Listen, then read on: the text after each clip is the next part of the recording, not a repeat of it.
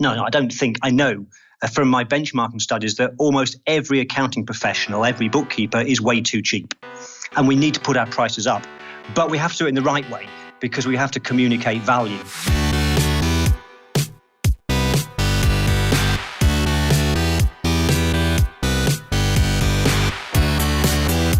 You're listening to The Successful Bookkeeper with your host, Michael Palmer. Listen each week as inspiring guests share their secrets of success to help you increase your confidence, work smarter, and build a business you love.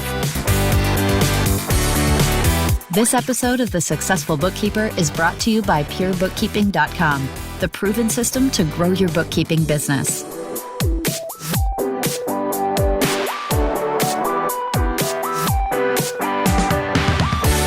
Welcome back to the Successful Bookkeeper Podcast. I'm your host, Michael Palmer, and today is going to be an amazing episode. Our guest is a sought-after profit improvement expert. I'm going to read that one again because it's exciting. Profit improvement expert. Who wouldn't want to have their profit improve? Everybody talks about home improvement. We're talking about profit improvement today. He's from the United Kingdom. He is a chartered accountant, he's a public speaker, and he's a #1 best-selling author of a number of books, Effective Pricing for Accountants, A Practical Approach to Value Pricing, How to Build a Successful Bookkeeping Business. He is famous for helping bookkeeping and accounting firms double their profits in less than 18 months without having to work harder or do any uncomfortable marketing. Welcome to the show, Mark Wickersham. Thank you so much for that awesome introduction, Michael. I really appreciate it. Yeah, it's great to have you here. I've heard lots about you, but we've never met. So this is going to be a treat for me as well, and I know for our listeners as well. Fantastic. Good stuff. So let's start off. Tell us a little bit about yourself and how you ended up doing what you're doing today. Yeah, I started in the profession a long time ago now. It was 1988, so I am that old. And I trained as a chartered accountant in the UK, qualified. And then a few years later, kind of disillusioned with being an employee, set up my own accounting firm, starting from scratch with no clients, working from a bedroom in my house, and built up this practice. And between 1996 and 1999, it looked like I was very successful from the outside looking in because I grew very quickly. In 2.5 years, I grew with over 200 clients, £200,000 in fees, which I guess is about 400 Canadian dollars. I had 13 team members at one point, and it looked really, really good. The reality was it was a mess, a complete mess, because I made so many mistakes, mistakes that actually most accounting professionals, bookkeepers I speak to do the same thing. I was growing too quick. I was way too cheap. Yes, I was winning lots of clients, and I thought I was a genius at selling. No, I wasn't. I was a genius at giving stuff away for free. And so life became increasingly tough. And then I was very fortunate. I met a number of people that helped me on my life journey, some of my heroes, one of which is Ron Baker, who I know you've had on the show before. And Ron is one of my big heroes in the profession. That's when I first came across his first book. And that changed everything for me. And as I read it, kind of this light bulb went on in my head, and I figured out a better way to price. And so I created a systematic approach that would allow me to get rid of timesheets and price in a consistent way, using a system to price with confidence. And my results changed so quickly that within a few short years, I then sold my accounting firm in a management buyout. I got involved in a network of accountants in the UK, and I've been teaching accountants in the UK since the year 2000. So 17 years now I've been teaching value pricing, teaching my process. And in the last few years, increasingly, I've been teaching accountants and bookkeepers over in the US and Canada as well, which has been great fun too. And so that's now all that I do. I teach accountants, bookkeepers pricing. I teach my system. I write books. I do webinars. I do mentoring sessions, and I do speaking sessions. And I love it. And I particularly love working with bookkeepers over on your side of the ocean, because I find in Canada, I was up there for Thrive last November, and the enthusiasm there is just incredible. I absolutely love it. Yeah, thank you. Well, we certainly get excited about making more money, so it's great, and I'm sure you'll be doing a lot more work over here. So hopefully you like traveling. I love the States, and I love Canada. I love everything about North America. So, and I'm going to be there 4 times later on this year. So really, really looking forward to those trips. Excellent. As I mentioned earlier in the show, heard lots about you. I've actually looked at your website and just a couple of the demos around the pricing tool that you've created. And I've heard people talking about how it works and how valuable it is. Let's get into talking a little bit about, how you do actually do this work by helping bookkeepers and accountants primarily, but our show obviously is more slanted towards helping bookkeepers work within value pricing and fixed pricing and the tools that you use. Yeah, well, the way I help people is, I guess, you can split it into 2 ways. I developed my cloud pricing tool, as you said, which was actually that piece of software started life off way back in 1999. That was kind of, for me, the light bulb moment when I understood the process of value pricing. And I created my first piece of software for pricing in my own accounting firm back in 99. So really, cloud pricing is the latest evolution. It's, if you like, it's 18 years old, that the concept, but it's only in the last 12 months that I've been taking it out to Canada and the US and made it kind of a global product.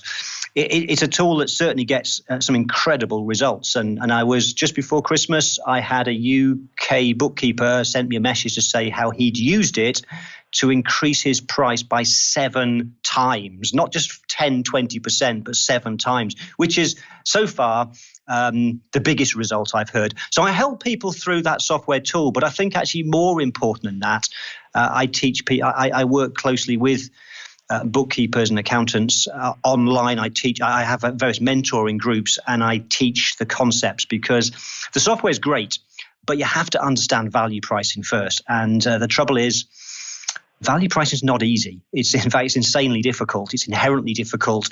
And so we have to understand the foundations first, which is why I spend most of my time teaching in groups, accountants and bookkeepers, to help them understand some of the foundations and some of the processes that we have to go through to communicate value and so on.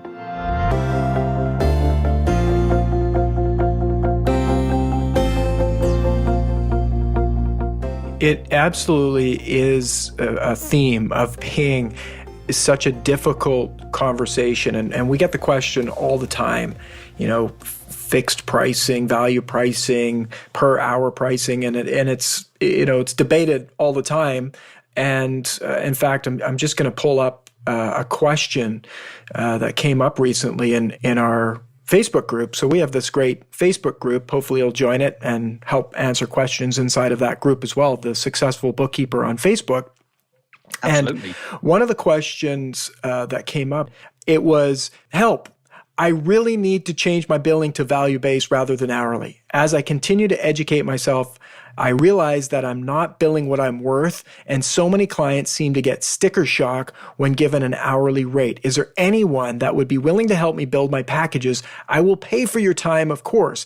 I know there's a lot of information out there, but to be honest, I really don't have the time to research it and would rather pay someone who has the knowledge to help me. So, this is almost want to say that is a very common thing that I hear along the journey. Yeah, I do. I get the same thing myself, and I think that I don't think, I know from my benchmarking studies that almost every accounting professional, every bookkeeper is way too cheap, and we need to put our prices up. But we have to do it in the right way, because we have to communicate value. So the problem with value pricing is firstly, it's so misunderstood. I found actually a lot of people teaching it wrong.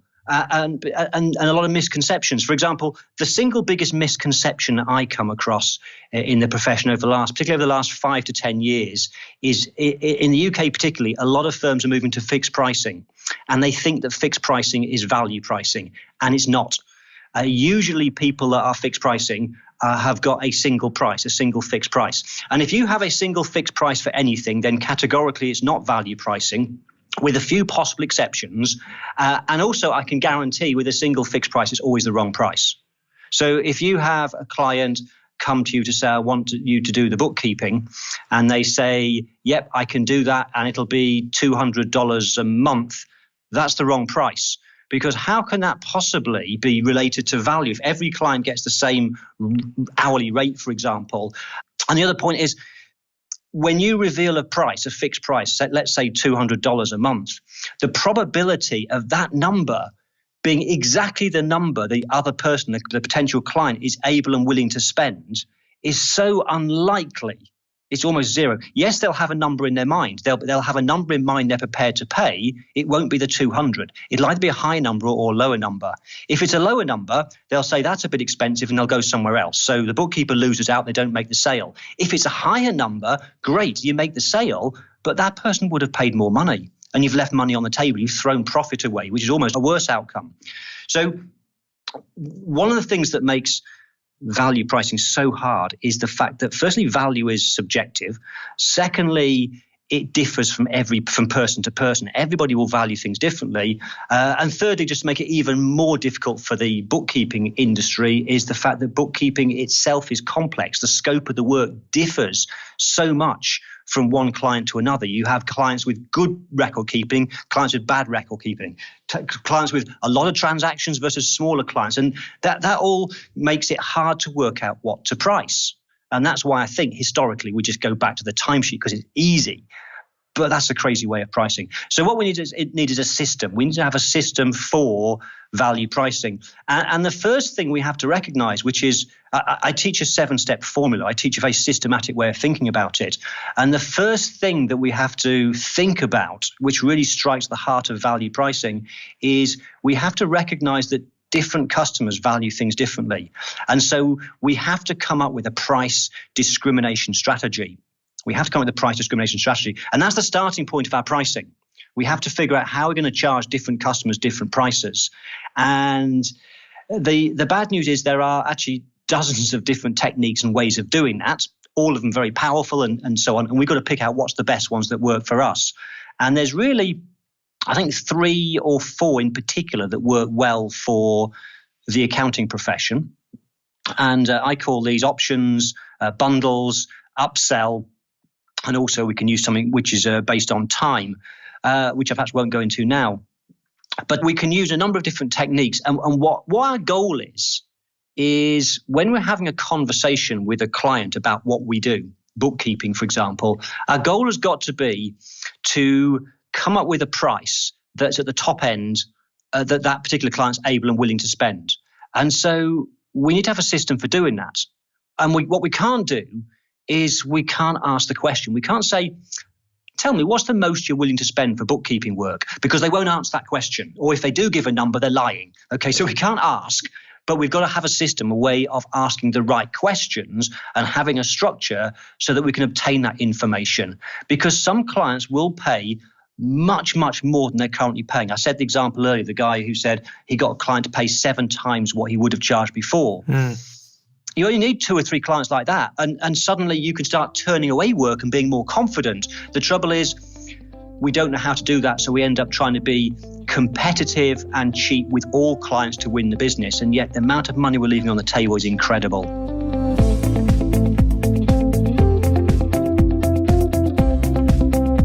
I liked how you were saying there's a couple of things that you said that I really liked, but, the price discrimination, very interesting concept, as well as, asking, what do you have in mind to pay the bookkeeper? It's like, it's almost kind of like a chess game that people play. And it's not just in bookkeeping. I mean, every industry is like, hey, what's your budget?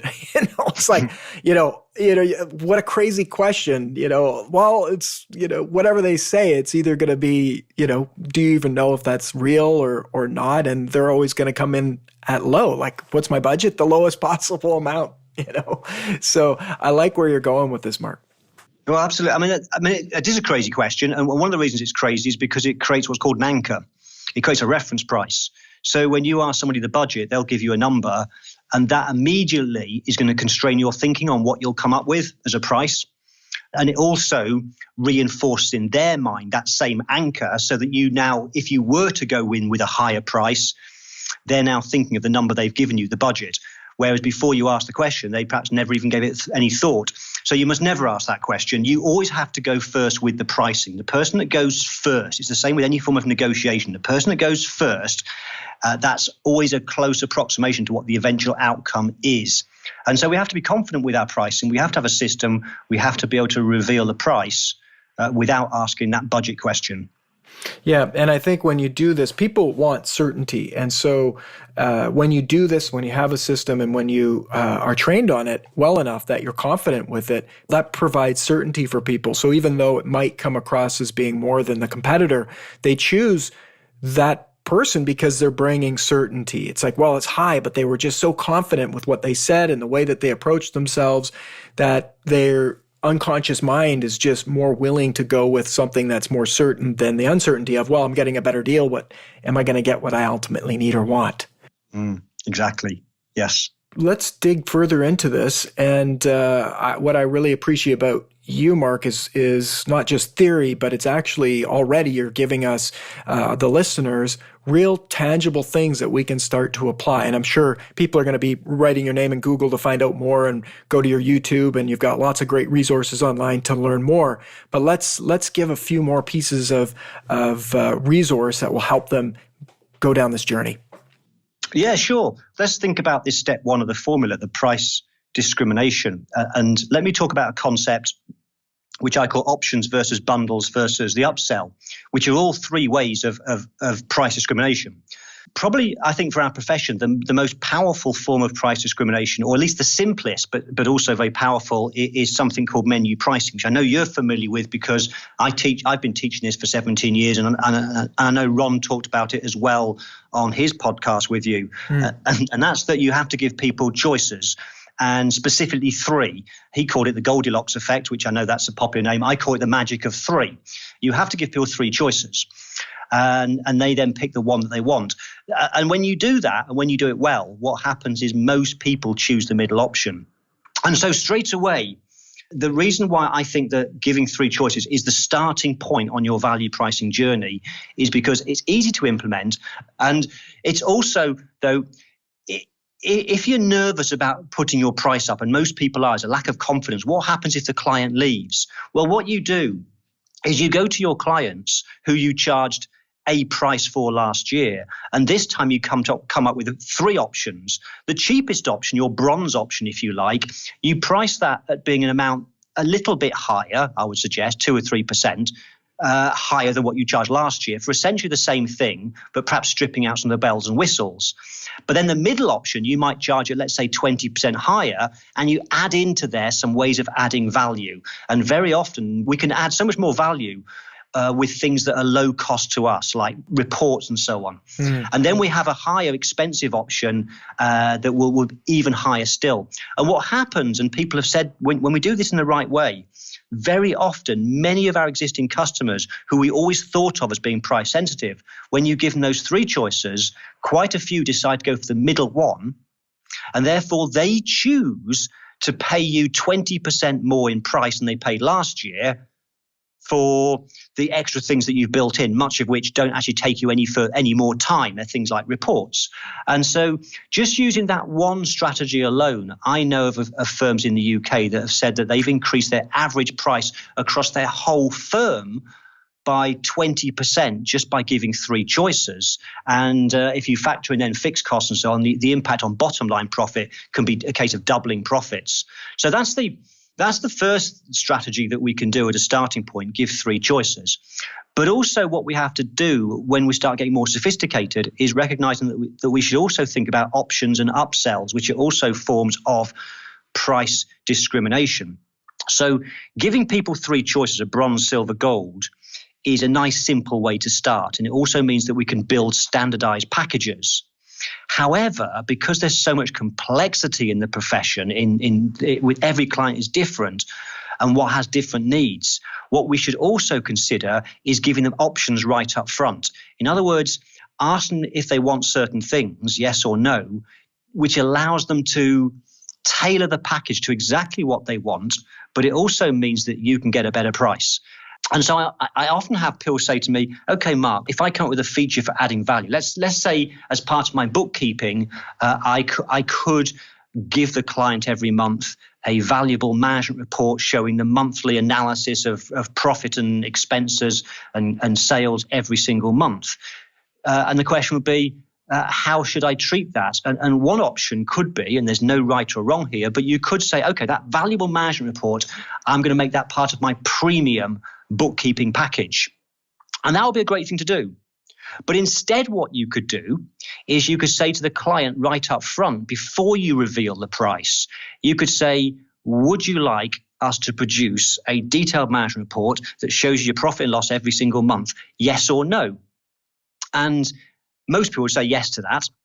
And what you then do is the yes answer triggers behind the scenes an increase in the price. So you factor it into the price of all of your three bundles of your bronze, silver, gold. So in other words, you're not making this a standard package. You're asking the question, do you want this, yes or no?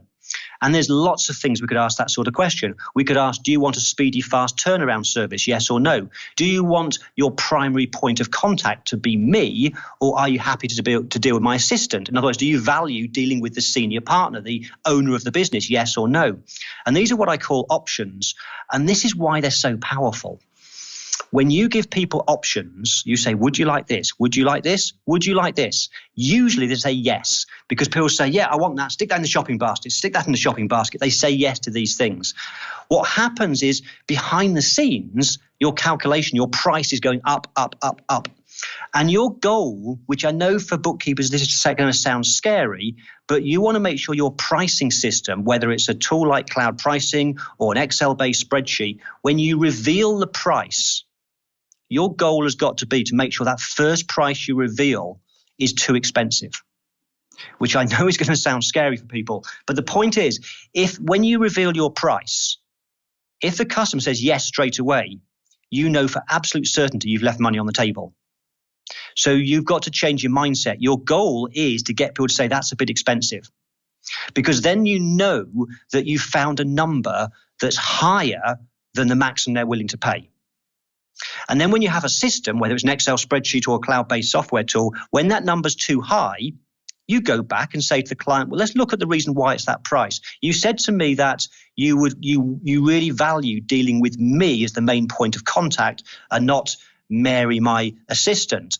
On reflection, how important is that? Because if you deal with Mary, you can get a cheaper price. Let me think about that. I suppose really I'd be happy working with Mary.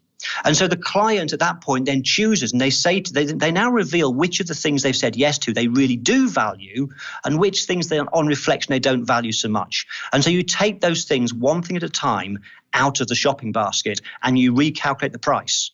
And what happens is every subsequent price you reveal will always be a lower price. That first price creates an anchor. It creates a reference price by which they then judge everything else. Everything else in comparison is cheaper.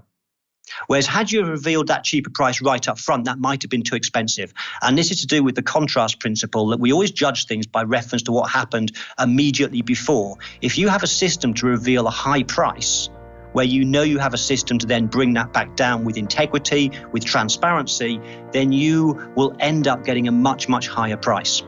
It's wonderful.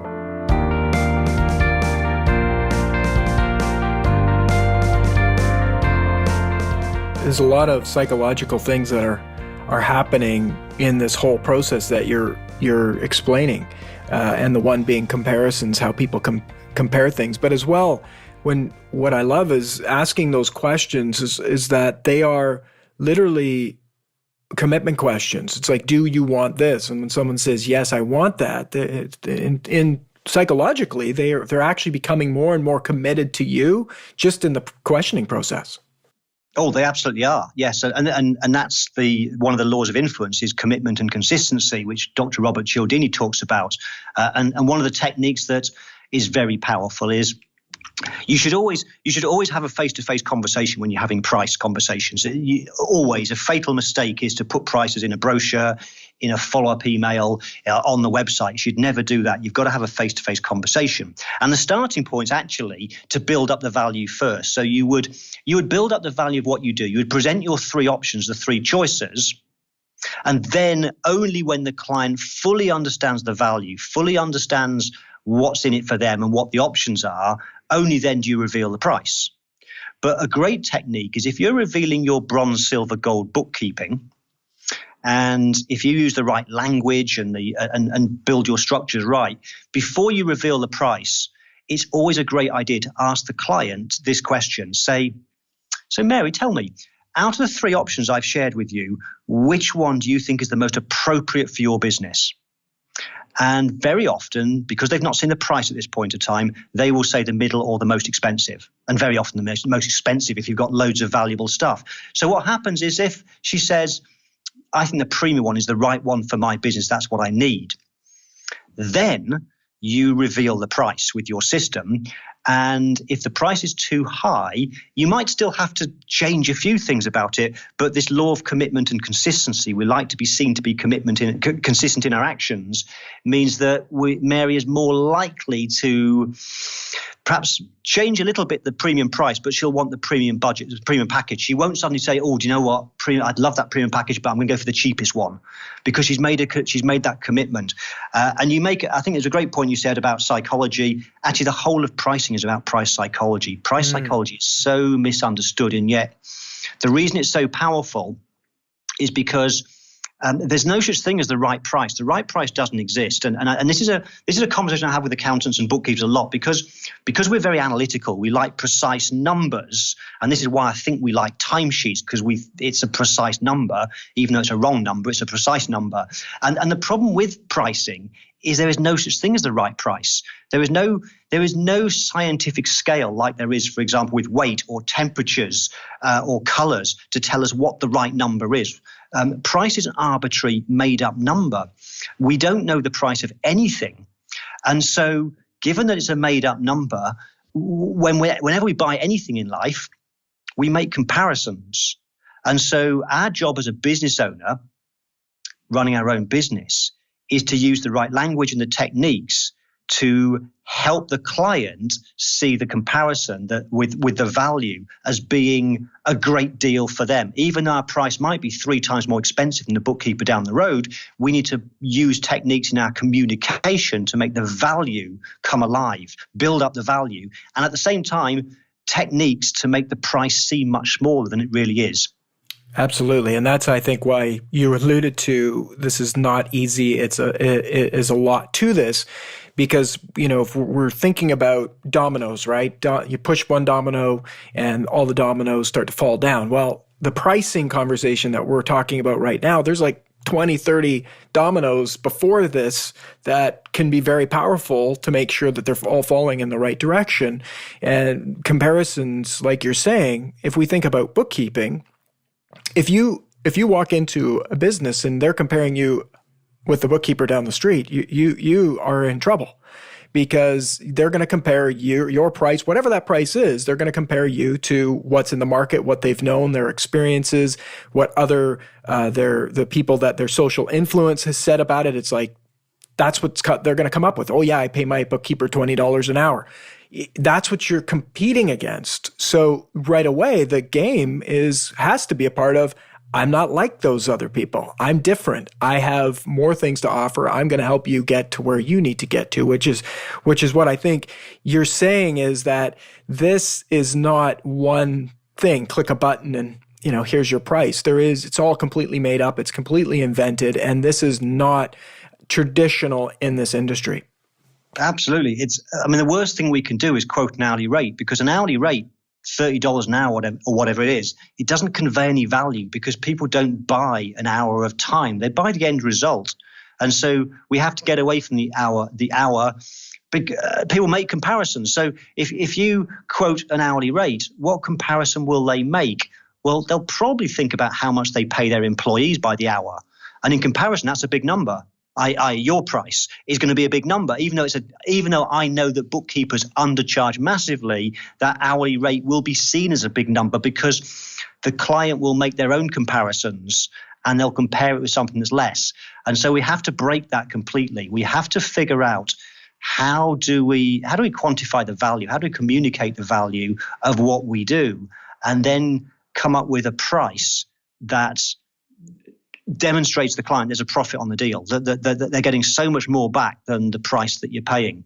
And you can't do that with hourly rates. Now, what we talk a lot about is confidence, having confidence in yourself and believing in what it is that you do and how you can help your customer. Can you talk a little bit about the work that you do, and how do you bring people along to really get that this, 7 times what you're charging, that's going to be difficult for some people to actually even, they might feel like they're taking them for a ride. There's all sorts of these things that come up for people around their own psychology. How do you deal with that? Oh, absolutely. Well, the first thing to make very clear is that value pricing is not easy. But at the same time, the rewards when we get it right are huge. I have seen firms that have literally doubled their profits inside a year on this journey. But for some people, they get it straight away. Within 3 or 4 months, that confidence starts to flow. Some take 12 months before it starts to click. Everyone's different, but we've got to start that journey at some point. And don't try to expect suddenly everything to change overnight. We just want to try and get some little wins to start with, some quick wins, start getting some results. And what happens is, as you get those results, the confidence grows. The bookkeeper that got 7 times the price, he is not the norm. But on the other hand, I work closely with a bookkeeper in the UK who actually co-wrote the book, How to Build a Successful Bookkeeping Business. Her name's Jane Aylwin. And there's a 30-minute interview I did of her a year ago on my YouTube channel. And I started teaching her 2 years ago. And by her own admission, for 6 months, she didn't do anything. She didn't have the confidence. She listened to me. She took lots of notes. She nodded along and so on. But then suddenly she took action. She took action in November 2015. And she told me afterwards how she had what she called her week of wow, where she met with 4 clients. She followed my process to the letter. And this came about, she said, she was driving to a client on Monday evening, about 6 o'clock in the evening. And she was thinking, why on earth am I doing this? Why am I going to clients' premises when I should be relaxing in the evening? Why am I living my life around clients that don't appreciate what I do? And so on that journey, she decided she would just follow the process I taught her. At the end of that meeting, 2 hours later, the client had agreed to a slightly more than doubling of the price for essentially the same service, because she'd found a way of communicating value. And she was so inspired by that, she had 3 more meetings in that same week with existing clients. She did the same thing. And in all 3 of the other cases, 2 of them, she doubled the price, and the other one, she got 4 times the price. She said in that 1 week, she'd increased the turnover of her bookkeeping business, which is an established business with 5 employees, by 12% increase in top line in 1 week from just repricing for existing clients. And she's now gone to some amazing successes.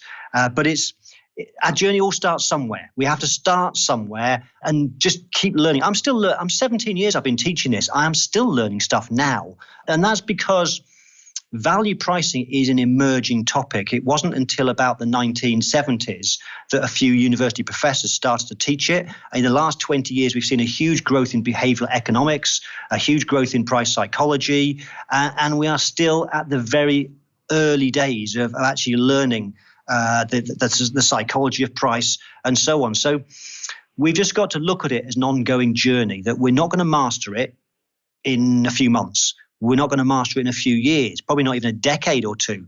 But we just got to keep chipping away at it. And what I'm finding is that firms that just keep trying, doing the right things, testing things, they start off getting 5-6% increases in prices. Then they find a few months later their confidence goes up as a result, and they start getting 10-20% higher prices. Then their confidence goes to another level, and it just gets better and better and better.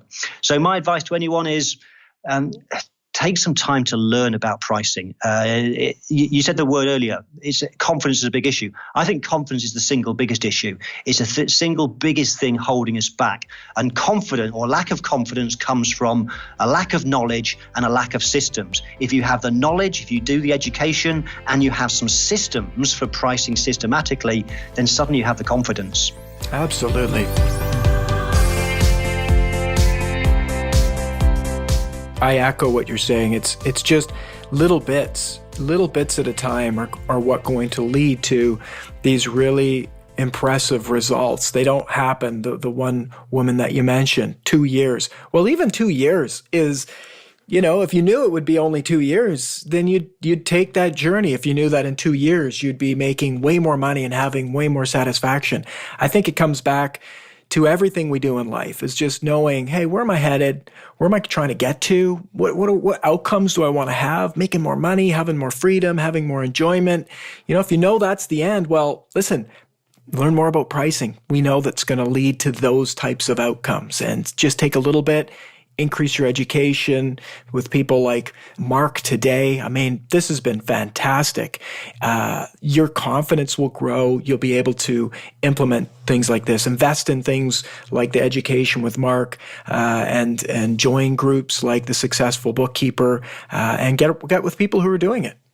Absolutely. And I think where it gets really exciting is once you go on this journey and you start to learn the systems and the techniques. One of the things I know you'll agree with is that the world's changing so rapidly with cloud technology, with machine learning and blockchain and all these sort of fancy words about. And you may have, I think it was in the UK, Oxford University and Deloitte did a study in 2015 that suggested that 96% of what bookkeepers do will soon be automated, which is scary, which means that as a profession, we have to change. The bookkeeping profession will change because of technology, which I think is exciting, an exciting opportunity. It means that we certainly can't price by the hour anymore, because some of the things that we do which are valuable could be done at the touch of a button. And I think one of the best examples is thanks to the wonderful reporting built into tools like QuickBooks Online, or if you plug in Fathom or Spotlight reporting, you can create some amazing management reports, which are just the byproduct. You press of a button and there's all the reports. And the big mistake is because it's a touch of a button, we give them away for free. And yet that management information, interpreting the numbers, is where the real value's at. Historically, as a profession, we've been recording the numbers. And yes, for a while, we'll still continue to do that. But where we can change our clients' lives is by helping them interpret those numbers, give them advice, and improve their business. And what I think is fascinating about price is that not only is it a huge opportunity for us to improve our own businesses by pricing more effectively, and for some firms are doubling their profits, but when we do that, actually, I think price consulting as a topic area is a space that accounting professionals can own, because there are very, very few price consultants out there. And what we also know is that just like bookkeepers and accountants, most small businesses have no idea how to price. They are way too cheap. They are working too hard for too little money. And I think the bookkeeper can start to change people's lives by helping their clients get their pricing right. Once you've figured out the systems yourself and you're making it work and getting better prices, all that stuff is teachable. And I think that creates an exciting future for the bookkeeping profession, where they start to change people's lives and be seen as being the experts in business. And to me, being the expert in pricing, price is a number.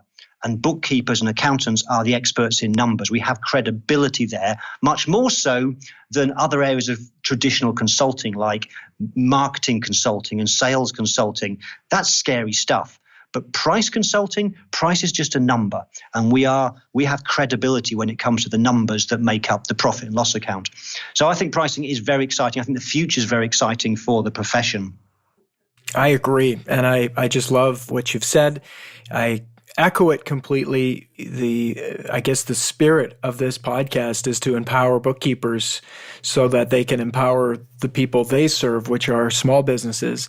And the more they know and the better they are at running their own businesses, the better they're going to be at helping those small businesses thrive, which help build better communities, help provide a better income for their families and for the people that work for them. So it's an admirable and honorable thing to be doing, and it's got benefit all over the place. It's like win, win, win, win, win all the way. So this has been just great having you on. I definitely want to have you come back and share more.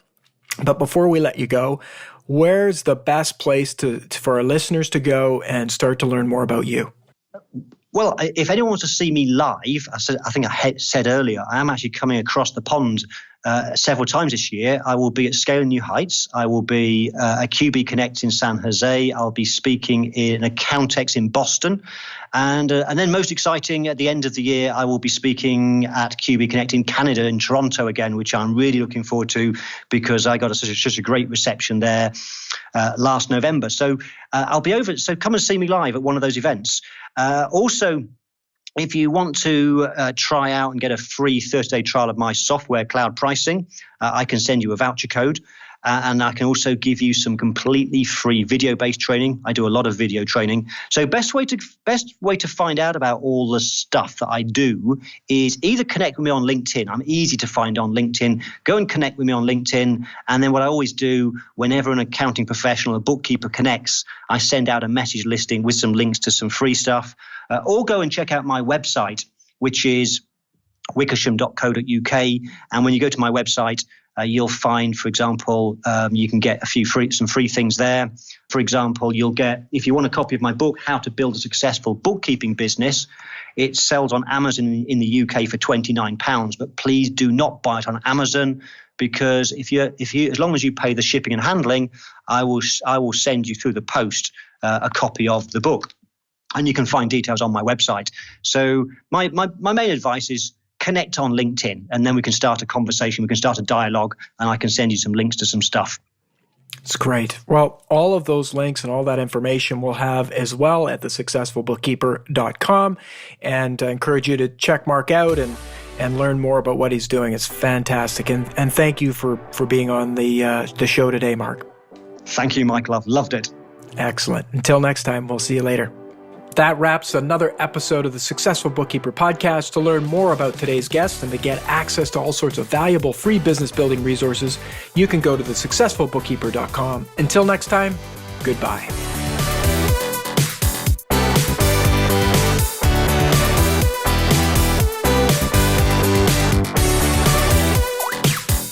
You've been listening to The Successful Bookkeeper with Michael Palmer.